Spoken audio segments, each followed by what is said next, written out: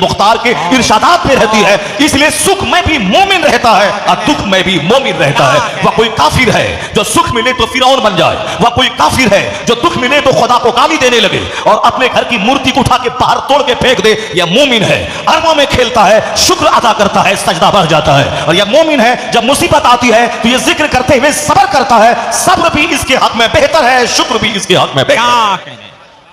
नारे तकबीर, नारे अल्हम्दुलिल्लाहिल्लज़ी हदाना लिल ईमान वल इस्लाम वस्सलातु वस्सलामु अला सय्यिदिना मुहम्मदिन नबिय्यिहिल्लज़ी इस्तक़ज़ना बिही मिन इबादतिल औसान वल असनाम व अला आलिहि व अस्हाबिहि नजबाइल बररतिल किराम अम्मा बअद फ़अऊज़ु बिल्लाहि मिनश शैतानिर रजीम बिस्मिल्लाहिर्रहमानिर्रहीम हुवल्लज़ी बअस फ़िल उम्मिय्यीन रसूलन मिनहुम यतलू अलैहिम आयातिही व युज़क्कीहिम व युअल्लिमुहुमुल किताब वल हिक्मा सदक़ल्लाहुल अज़ीम व सदक़ रसूलुहु नबियुल करीम।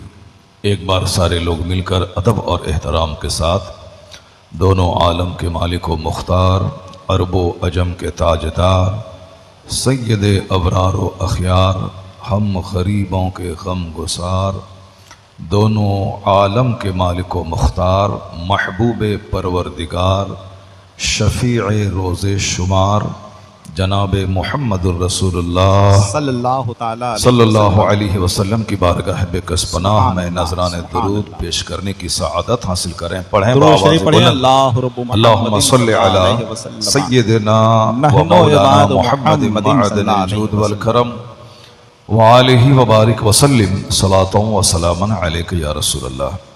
सामीन हाज़रीन, इस रुए ज़मीन पर सबसे कीमती जगह वह होती है जहां अल्लाह रसूल का जिक्र होता है। बहुत अच्छे। जमीन गवाह हो जाती है कि इसकी पीठ पर बैठकर लोगों ने चंद कीमती लम्हात गुजारे हैं जिंदगी के। चौक चौराहे पे जो वक्त गुजर गया वह खेल तमाशे में गुजर गया, हसरत और मायूसी में गुजर गया, मुमकिन है कि गुनाहों में गुजर गया। लेकिन जो लम्हे इस कीमती महफिलों में गुजरते हैं वो लम्हे ही असल में हकीकी लम्हात होते हैं जो क़यामत के दिन काम आते हैं। तो आप अपनी जिंदगी का सबसे महंगा और सबसे उम्दा और सबसे अच्छा काम कर रहे हैं कि ज़बान खामोश है और कान से अल्लाह और अल्लाह के रसूल का जिक्र सुन रहे हैं। अल्लाह तबारक व तआला आप सबों की इस मेहनत को कबूल फरमाए।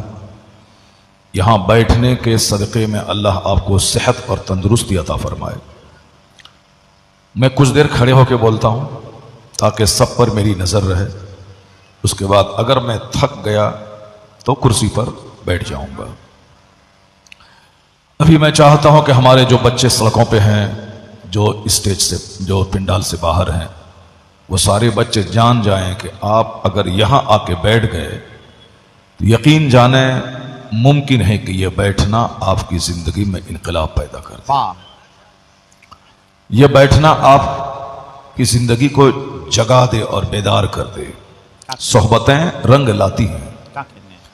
अभी बहुत अच्छी नज़ामत हसन रज़ा अत्हर बुखारवी साहब ने खिताबत को निज़ामत की शक्ल देकर बड़ी प्यारी प्यारी बातें और बड़े अच्छे नुक्ते उन्होंने बयान किए।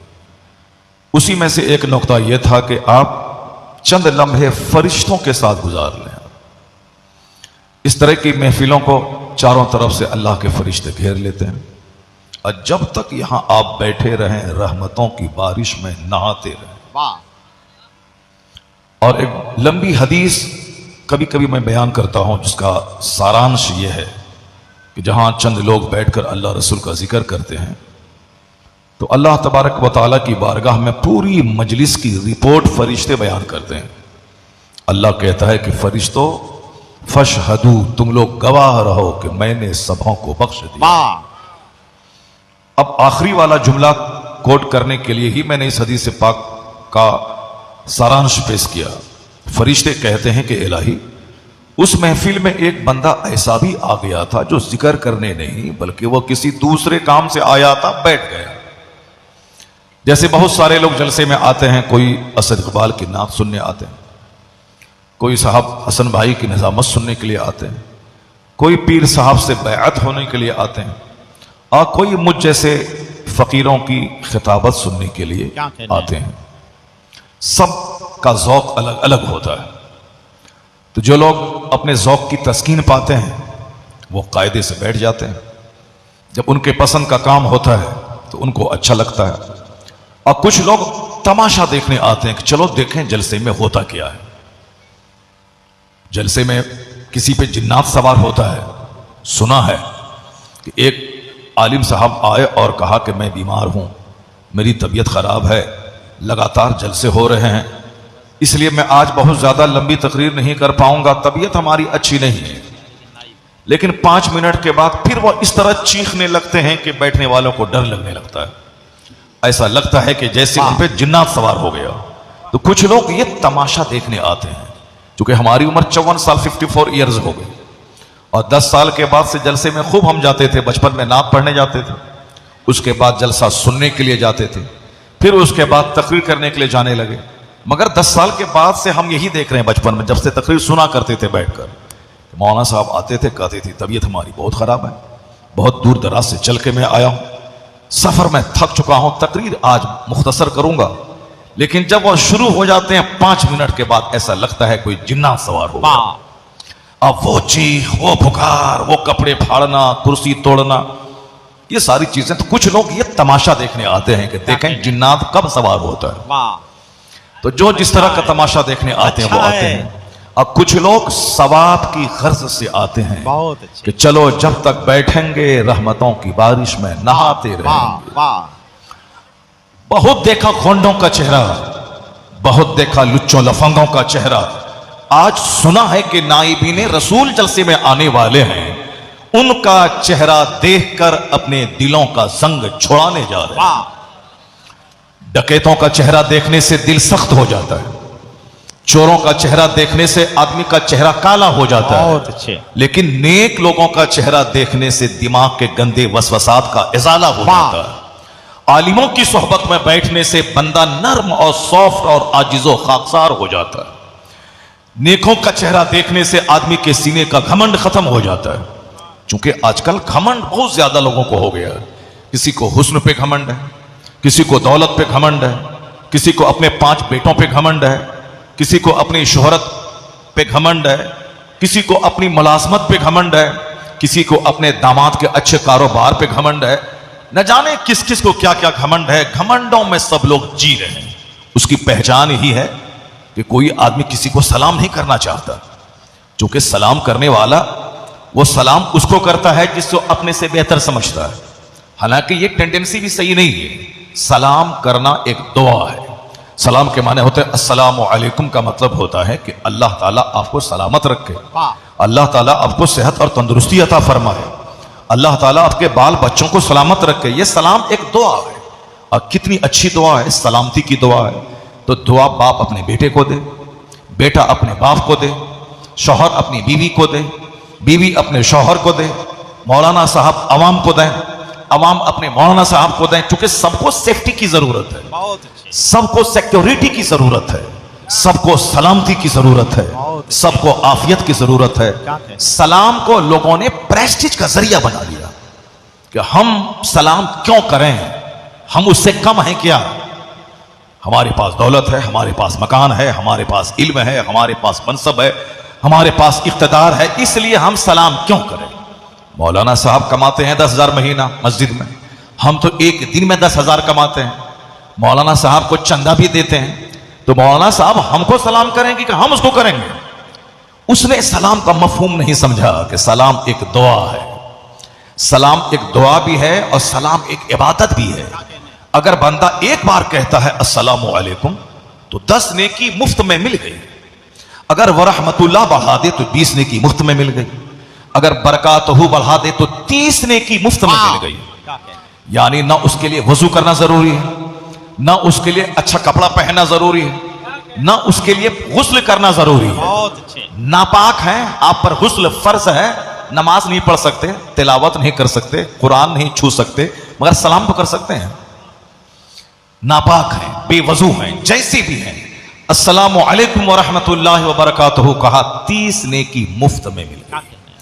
अगर एक दिन में 100 मुसलमान से मुलाकात हुई और आपने 100 मुसलमान को अस्सलामु अलैकुम व रहमतुल्लाहि व बरकातहू कहा, मुफ्त में कितनी नेकियां मिली आप काउंटिंग कर लीजिए और जोड़ लीजिए। आप 30 नेकी और 30 को 100 से आप जरब दे दें, कितनी नेकियां बन जाती हैं? हजारों नेकियां बंदा मुफ्त में कमा सकता है।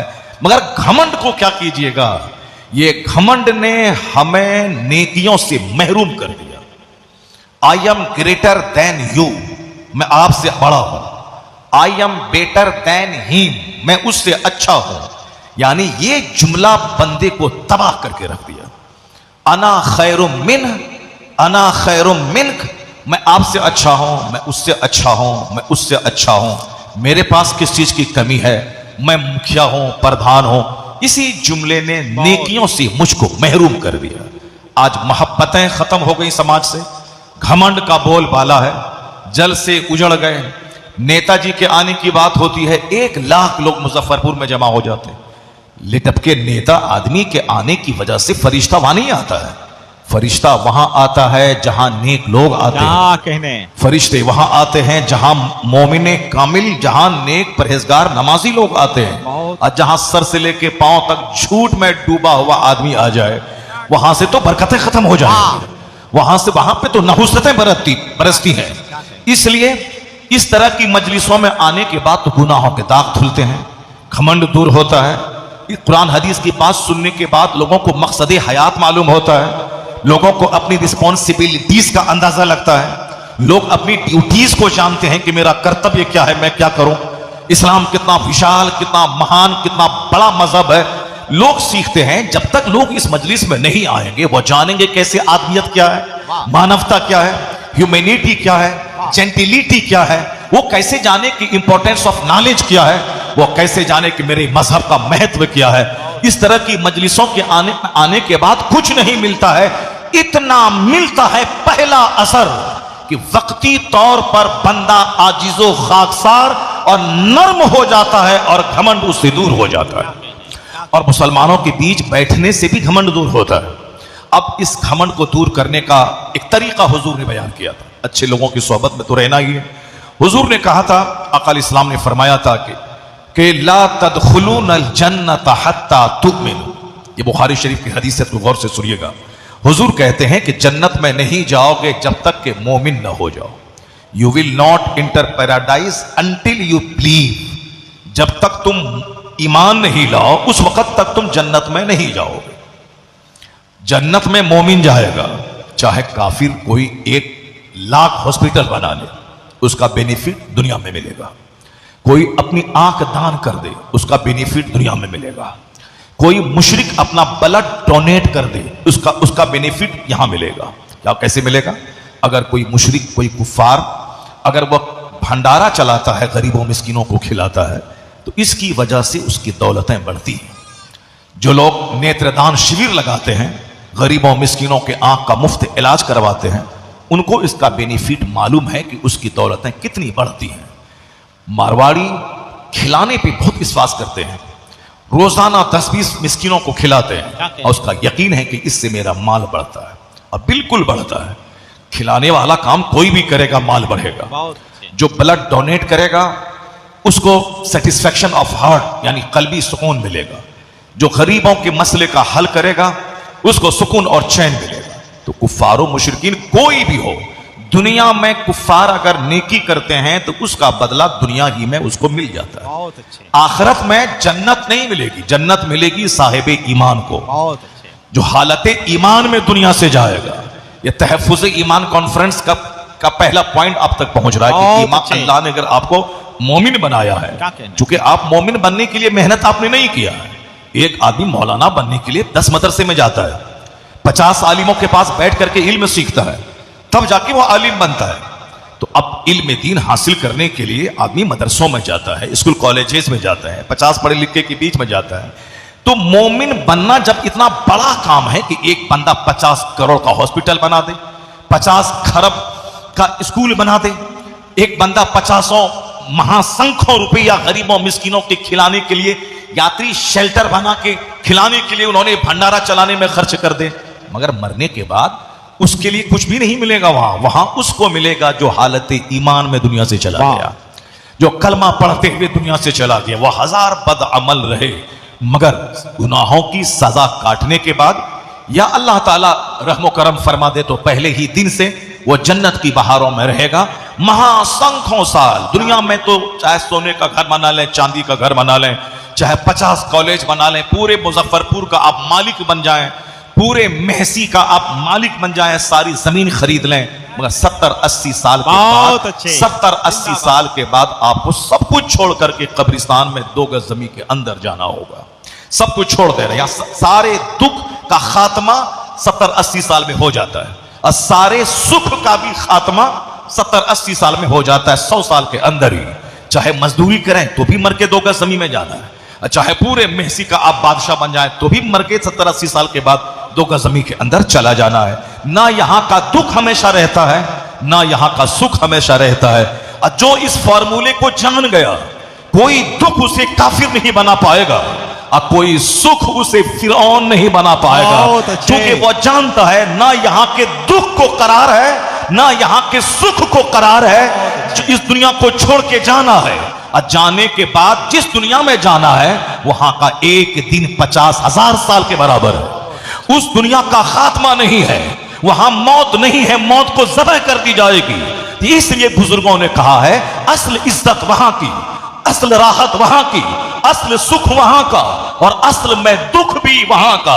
अगर कोई जहन्नम चला गया तो अब जहन्नम में वहां दुनिया के 1000 साल कोई आग में जलता रहे उतना दर्द ना होगा जितना 1 मिनट जहन्नम की आग में तकलीफ होगी। इसलिए असल में तकलीफ वहां की, असल में राहत वहां की। तो मोमिन की नजर ना सोने की दीवार पे रहती है, मोमिन की नजर ना मिट्टी की दीवार पे रहती है, मोमिन की नजर जन्नत और जहन्नम पे रहती है। इसलिए इस दुनिया में भिखारी रहे तो भी वो सब्र करता है, अब बादशाह रहे तो शुक्र करता है, क्योंकि नजर उसकी दुनियावी दौलत पे नहीं रहती, नजर अहमद मुख्तार के इरशादात पे रहती है।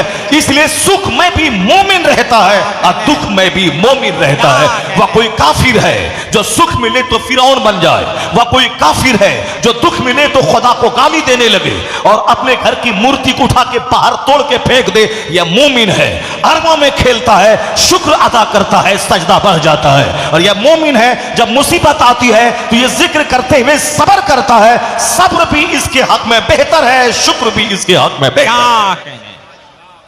नारे तकबीर, नारे रिसालत, तहफ्फुज़े ईमान कॉन्फ्रेंस। हाँ, मुझे मालूम है कोटा में जो बच्चे पढ़ने जाते हैं नीट की तैयारी करने के लिए, आजकल हर महीने में वहां से सुसाइड की खबरें आती कि इतने बच्चे नीट की तैयारी कर रहे थे, वो बच्चे वहां फांसी के फंदे पे लटक गए। आप लोगों को मालूम होगा, अखबारात में खबरें आती रहती हैं।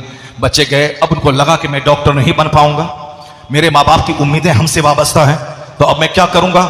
एक रास्ता है, जहर खा के मर जाओ। एक फिल्म का एक्टर था सुशांत सिंह राजपूत, बिल्कुल हैंडसम स्मार्ट, इसी बिहार का रहने वाला, लेकिन उनको ऐसा लगा कि अब मैं फिल्म इंडस्ट्रीज में बहुत ज्यादा कामयाबी हासिल नहीं कर पाऊंगा, जो करोड़ों कमाया अब अरबों कमा नहीं पाऊंगा, खरबों कमा नहीं पाऊंगा। उसके लिए मुस्तकबिल बड़ा डार्क नजर आया, तो गनीमत इसी में समझा कि फांसी के फंदे पे लटक के मर जाऊं। मर गया, जबकि उसको मरने की कोई जरूरत नहीं थी, फांसी के फंदे पे लटकने की जरूरत नहीं थी। खूबसूरत था, एडवर्टीजमेंट करता, किसी कंपनी का ऐड देता, ऐसे ही वो लाखों करोड़ों कमा लेता। भले ही फिल्म नहीं मिलती उसको, करोड़ों नहीं कमाता, लेकिन अब तक जो शोहरत हासिल कर चुका था, दौलत कमा चुका था, इसी को वो कायदे से खाता तो जिंदगी उसकी गुजर जाती। लेकिन चूंकि हर बड़े को बड़ा बनने की हवस है, करोड़पति को अरबपति बनने की हवस है। अगर कोई फॉर्चूनर पे चलता था और आज अगर वो आल्टो पे चलने लगे, उसकी मौत हो जाती है। अगर कोई अपने घर में आराम से रहता था उस घर को बेच करके सारी जिंदगी आराम से खा सकता है, लेकिन अपने एक दुकान और अपने घर को बेचना उसके लिए मौत के मुतरादिफ है। इसलिए जो ऊंचा हवाई जहाज पे उड़ता है, अब अगर वह साइकिल पे चलने लगे उसके लिए मौत की बात होती है। तो अब उन्होंने जहर खा के मर। जिसकी नजर दौलत पे रहेगी उसको तो सुसाइड करना पड़ेगा, जिसकी नजर समाज पे रहेगी उसको तो जहर खा के मरना पड़ेगा। क्योंकि दुनिया की कोई चीज एक हालत पे नहीं रहती है।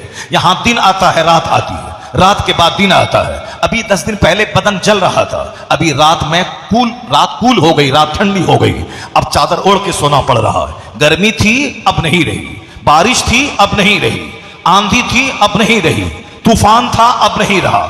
मैंने यही बात पटना में आज से 2 साल पहले वहां की बड़ी मस्जिद में जुमा की खिताब में मैंने कहा था कि तुम लोग इस्लाम के ताल्लुक से हिंदुस्तान में जो कुछ हो रहा है घबरा जा रहे हो। अल्लाह कहां है, रसूलुल्लाह कहां है, सारे लोग सता रहे हैं। मेरे घर में जबरन मेरा झंडा हटा के अपना झंडा गाड़ के कब्जा करना चाह रहे हैं। ये क्या हो गया साहब? ताकत पे घमंड इसको हो गया है, हुकूमत पे घमंड इसको है, हुकूमत पे गुरूर इसको है, न जाने हमको जिंदा चबा के खा जाएगा। अल्लाह कहां है? ऐन अल्लाह, ऐन अल्लाह, अल्लाह कहां है? Where is Allah? Where is prophet of Allah? अल्लाह के पैगंबर कहां है? कहां है गौसे पाक की रहमत? सारे लोग इसी तरह की बातें करने लगते हैं। अल्लाह कहां है? हमारा मुस्तकबिल क्या है? इस्लाम क्या होगा? इस्लाम का आने वाला दिन कैसा है? हमारी दाढ़ी रहेगी कि नहीं रहेगी? हमारी टोपी रहेगी कि नहीं रहेगी? लोग इस तरह की बातें उस वक्त भी करते थे और जब भी संकट में पड़ते हैं लोग करते हैं। मैंने कहा था, ए पटना वाले, मैंने सुना था कि तुम्हारे पटना की सड़कों पे कश्ती चलती थी। ये बताओ आज कहां है वो कश्ती? इतनी बारिश हुई थी पटना में आज से 2 साल पहले, इतनी बारिश हुई थी हसन भाई कि वहां कश्ती चल रही थी सब पटना की सड़क पे। मंत्री अपने घर से बाहर निकलने के लिए दरवाजे पे कश्ती लगा, कश्ती पर बैठ के तब वो बाहर जाते थे। पटना की सड़कों पे पानी ही पानी था, वह कश्ती चलती थी। मैंने कहा अब बताओ वो कश्ती कहां है? कश्ती है? वो बारिश है? नहीं है। तो बारिश आती है चली जाती है, तूफान आता है चला जाता है, आंधी आती है चली जाती है, शदीद हवा चलती है चली जाती है, जलजला आता है चला जाता है, फिर मौसम नॉर्मल होता है। यानी किसी हालत को दुनिया में करार नहीं है। तो फिर तुमने क्यों समझ लिया कि मेरा मुस्तकबिल कैसा रहेगा? 1400 साल से कितनी आंधियां चली, यजीदियत की आंधी चली, चंगेजियत की आंधी चली, फिरौनियत की आंधी चली, अबू जहल की आंधी चली, अबू लहब की आंधी चली, मगर ये बता दे वो आंधी है कहां? इस्लाम मुस्कुरा रहा था, आज भी मुस्कुरा रहा है। इसलिए ये आज की आंधी है, कल खत्म हो जाएगी। कोई गुल बाकी रहेगा न चमन रह जाएगा, पर रसूलुल्लाह का दीने हसन रह जाएगा। नारे तकबीर, नारे रिसालत, अज़मते मज़हबे इस्लाम, फैज़ाने गरीब नवाज, मसलके आला हजरत, फैज़ाने सरकारे महसी। ए मेरी कौम, जिंदाबाद, ए मेरी कौम, जिंदाबाद, जिंदाबाद। किसी चीज को इस दुनिया में करार नहीं। दुनिया की कोई चीज एक हालत पे नहीं रहती है और दुनिया में जिंदगी गुजारते हुए हर आदमी को इसका तजर्बा हासिल है कि जिंदगी में कितनी मुश्किलात आती हैं, जिंदगी में कितने खतरनाक दिन आते हैं, लेकिन जो सब्र और धैर्य के साथ रह गया उसको कोई आंधी गिरा नहीं सकती है, उसको कोई तूफान उखाड़ नहीं सकता है। हर आदमी अब आंख बंद करके अपनी जिंदगी में देखें कि आपके बचपन के दिन कैसे थे, आपके वालिद ने कितना दुख सहा, आपको कितनी दर दर की ठोकरें खानी पड़ी, आपको किस कदर मुश्किलात का सामना करना पड़ा, लेकिन आप खड़े हैं, आप जमे हुए हैं। आपके धैर्य ने, आपके पेशेंस ने, आपके सब्र ने आपको इज्जत दिला दिया। आज पैसे की फरावानी है, किराए के घर में रहते थे, अपना घर है, साइकिल नहीं थी, आज कार पे चल रहे हैं। पहले आप पैदल चलते थे, आप हवाई जहाज से उड़ रहे हैं। आपके सब्र ने पिछले सारे गमों को भुला दिया।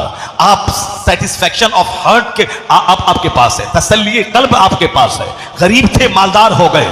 तो हजरत मौला अली ने कहा था कि जिस तरह यह सर है उसके बाद यह धड़ है, यह दोनों मिलकर एक वजूद बनता है। सर ये पूरे जिस्म का मेन पार्ट होता है जो पूरे जिस्म को साहब उसको डील करता है, उसकी क़यादत करता है, पूरे जिस्म को चलाता है। ये हेड है, हेड ये सरदार है। इसीलिए हेलमेट पहनने का आदेश है कि आप हेलमेट पहना कीजिए। अगर पांव टूट गया कोई हर्ज की बात नहीं है, हाथ टूट गया कोई हर्ज की बात नहीं है, लेकिन अगर ब्रेन खराब हो गया तो आप मुर्दों से बदतर हो जाएंगे, बहुत अच्छे। मुर्दे से बदतर हो जाएंगे। इसलिए हेलमेट पहनना ये पुलिस वाले की नहीं, ये हमारी जरूरत है।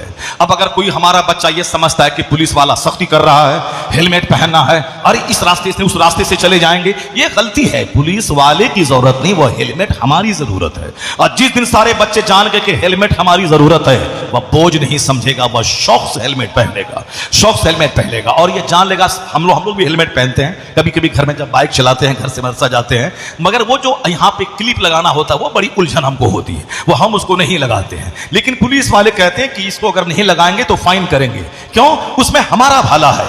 जैसे हम एक्सीडेंट, गाड़ी से नीचे गिर गए, अगर ये क्लिप यहां नहीं लगाए हैं तो हेलमेट आपके सर से बहुत दूर जाके गिर पाएगा, फिर आपका सर जख्मी हो जाएगा, आप कोमा में चले जाएंगे, फिर उसका कोई इलाज नहीं होगा। अगर आप कोमा में चले गए, ब्रेन हेमरेज कर गया, ये जो पुलिस वाला सख्ती करता है ये हमारे लिए करता है, ताकि तुम्हारा ब्रेन खराब ना हो, ताकि तुम्हारा हाथ पांव टूट जाए, मगर ब्रेन सलामत रहे। हाथ पांव टूटेगा तो दोबारा हो जाएगा, साहब उस पर बैंडेज रहेगा, फिर ठीक हो जाएगा, मगर ये अगर ब्रेन टूट गया तो नहीं होगा। ये हमारे, ये हेड है, पूरे जिस्म को गाइड करता है, चलाता है। हेड, अगर हेड खत्म हो जाए तो जिस्म बेकार है। हेड है मगर जिस्म नहीं है, वो भी हेड बेकार है। हाथ ही नहीं, पांव नहीं, सीना नहीं, पेट नहीं, सब बेकार है। मौला अली कहते हैं दोनों मिलके एक बॉडी तैयार होती है। उसी तरह जहां ईमान है वहां सब्र है, जहां ईमान है वहां सब्र है। अगर सब्र को ईमान से अलग कर दें तो समझ लें कि ईमान बेजान हो जाता है। और जहां ईमान है वहां सब्र है। अगर आपने सब्र नहीं किया तो बगैर धड़ के जिस्म किस काम का? तो मुसलमानों को सब्र करना है, जबरदस्ती पत्थर नहीं मारना है। मैं सुनता हूं कि साहब बंबई का एक आदमी, महाराष्ट्र का, उसने हमारे इस्लाम के खिलाफ बोला, हमारे पैगंबर के खिलाफ बोला, तो हम जुलूस निकाले मध्य प्रदेश में, हम जुलूस निकाले बिहार की राजधानी पटना में कि साहब नहीं, ये हमारा मुल्क हिंदुस्तान है, ये बंदा आग लगाना चाहता है। हम उसके बाद मजहब के बारे में जब कुछ बुरा नहीं बोलते हैं, वो हमारे मजहब के बारे में क्यों बुरा बोलता है? क्या हमने कभी सीता के बारे में बोला कि वो ऐसी थी वैसी थी? क्या हमने राम के बारे में बोला वो 50 शादी कर लिया? क्या हमने कभी उसके कृष्ण के बारे में बोला कि वो 300 औरतों से निकाह कर लिया? कभी हमने बोला? हमको क्या जरूरत है? हम कुफ्र की मुखालफत करते हैं, हम शिर्क की मुखालफत करते हैं, हम पर्सनली किसी आदमी की इंडिविजुअल जिंदगी पे हम अटैक नहीं करते हैं। जब हमने तुम्हारी सीता पे अटैक नहीं किया, तुम्हारे राम की शादी पे अटैक नहीं किया, तो तुम हमारे पैगंबर की शादी पे अटैक कैसे कर रहा है? तुम हमारे पैगंबर की शादी को लेकर टारगेट कैसे बना रहा है? और अगर जिस दिन तुम हमारे पैगंबर को पढ़ लिया तो तुम जो अभी बोल रहा है ये नहीं बोलेगा, ये वही बोलेगा जो हिंदुस्तान का रामकृष्ण राव बोला था। इसलिए मैं कौम मुस्लिम से कहता हूं कि वो रामगिरी बोला, वह गंदा आदमी था, गंदी बात जबान से बोला। दिल्ली के डासना मंदिर का महंत पुजारी घंटी बजा के 2 टाका कमा के पेट पालने वाला अति नरसिंहानंद बोला, वो बोला हमारे पैगंबर के खिलाफ बोला, जो 1400 साल में कोई नहीं बोला था। वो खसीस रजील बोला, चूंकि वह रजील था, रजालत वाली सोच थी उसकी जबान से। जब यहां गलाजत है तो जबान से गलाजत ही निकलेगी। उसने निकाला, वहां निकाला। मगर तुम मुजफ्फरपुर के पुलिस वाले के पत्थर क्यों फेंका? तुम साहब छतरपुर के पुलिस वाले के पत्थर क्यों फेंका? क्या इसने गाली दी तेरे पैगंबर को? तेरे पैगंबर को गाली वो डासना का जलील आदमी दिया, वो बंबई का जलील रामगिरी दिया। तो सामने वाला पुलिस तेरा क्या बिगाड़ा? ये साहब पुलिस थाने वाला क्या बिगाड़ा? ये तो तुम्हारी रक्षा करने के लिए है। जिसने कहा है उसके खिलाफ मुतालबा करो, प्रोटेस्ट करो, हुकूमत के पास जाओ, कहो हम अमन पसंद हैं, हम उसकी गिरफ्तारी का मुतालबा करते हैं। मगर हम लोग बेजा जज्बात में आके अपने घरों में आग लगवाते हैं, अपने घरों पे बुलडोजर चलवाते हैं। मौला अली कहते हैं सब्र करना होगा तब ईमान बचेगा। और जब फाइनली अब वो वक्त आ गया कि अब ईमान बचाने के लिए जान देनी होगी, वो आखिरी मरहला है। जब कोई रास्ता नहीं बचेगा तो जी के क्या करेंगे? जब ईमान ही नहीं रहेगा तो जिंदा रह के क्या करेंगे? वो आखिरी मरहला है। उस मरहले का ऐलान मेरा खलीफा करेगा, उस मरहले का ऐलान मेरे सबसे बड़े आलिम करेंगे। हर आदमी आजाद होकर अपने हाथ में फैसला नहीं ले लेगा।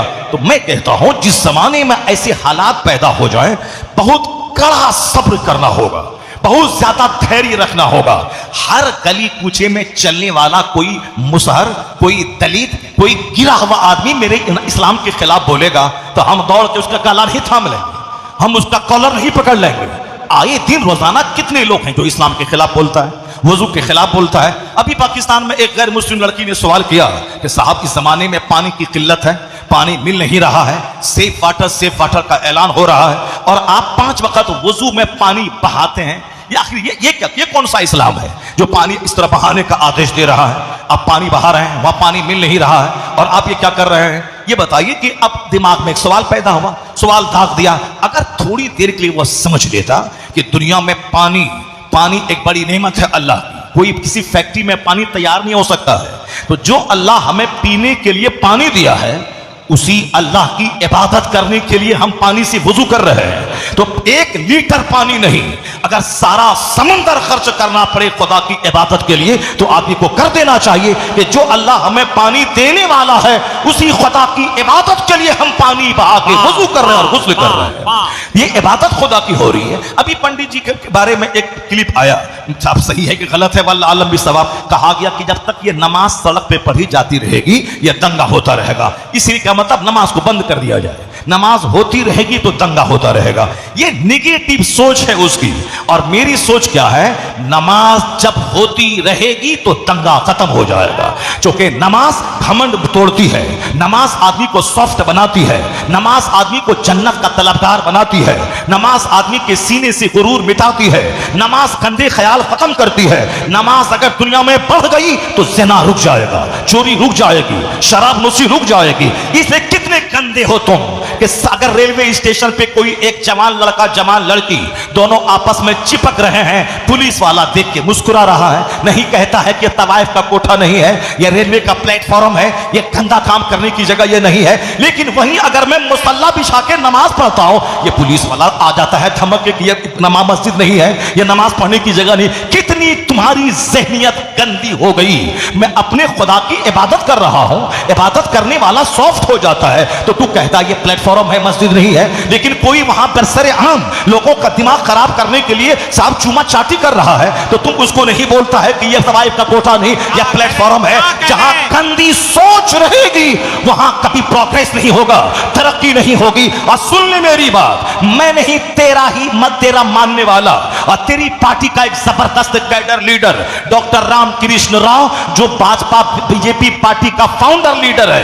या 3 खंबे हैं भाजपा पार्टी के, एक अटल बिहारी वाजपेयी, एक मुरली मनोहर जोशी और एक आडवाणी, लालकृष्ण आडवाणी। या 3 पिलर हैं भाजपा के जिसने पार्टी को खड़ा किया है। उसी में एक नाम मुरली मनोहर जोशी का है, जो पढ़ा लिखा आदमी है, जो डॉक्टर है, तालीम याफ्ता है, उन्होंने पीएचडी की डिग्री हासिल की है।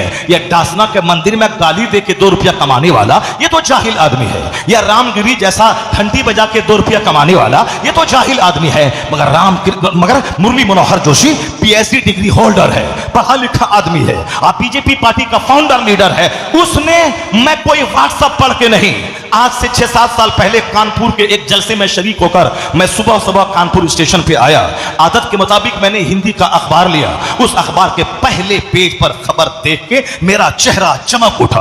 और आज तक मैं कितनी बार लोगों से बता चुका हूं, यह भाजपा पार्टी का डॉक्टर मनोहर जोशी डॉक्टर ये क्या कहता है। वो एक दिन पहले योगा के शिविर में भाषण देने गया था। उस शिविर का इनॉग्रेशन था, उसका इफ्तिताह था। उस इफ्तिताही प्रोग्राम में, क्योंकि मुरली मनोहर जोशी वजीर तालीम थे, उस वजीर तालीम एजुकेशन मिनिस्टर को बुलाया गया था ताकि आप योगा के महत्व पे आप स्पीच दे दें और वहां से वह शिविर का आगाज हो जाए। तो मनोहर जोशी की स्पीच को उस हिंदी के अखबार में कोट किया गया था। मनोहर जोशी ने कहा था, सेहतमंद रहना है तो एक्सरसाइज करिए, वो योगा करते रहिए। सेहतमंद रहना है तो योगा को अपनी जिंदगी का हिस्सा बना लीजिए, वरना बीमारों का मुल्क हो जाएगा जहां कदम कदम पे हॉस्पिटल, कदम कदम पे डॉक्टर। इसका मतलब है वह बीमारों का मुल्क है। तंदुरुस्ती जहां रहेगी वहां हॉस्पिटल भी कम रहेंगे, वहां बीमार कम रहेंगे तो हॉस्पिटल की क्या जरूरत है, हॉस्पिटल की क्या जरूरत